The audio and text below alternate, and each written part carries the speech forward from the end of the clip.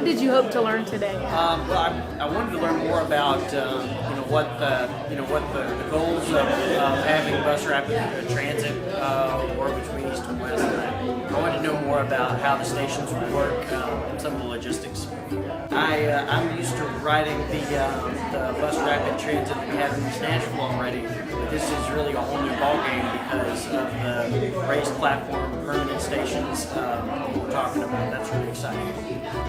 I'd be really excited to see local folks that actually live along the corridor that are experiencing some unemployment get to be part of the process of building this new feature in their neighborhood. Particularly with these raised platforms, that's an opportunity for a lot of folks to be active in actually physically building the next generation of Nashville's transportation. So I'm excited about it.